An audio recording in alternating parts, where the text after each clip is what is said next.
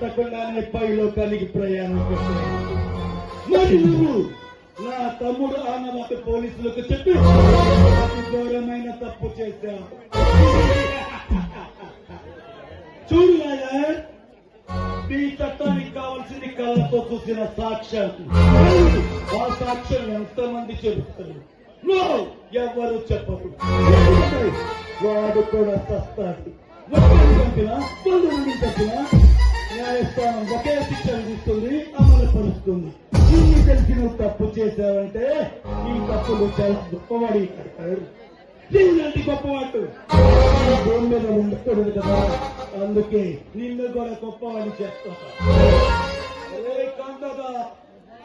ఈ వాయనగాన్ని ముక్కలుగా నరికి మన సింహానికి ఆహారంగా వేసేట.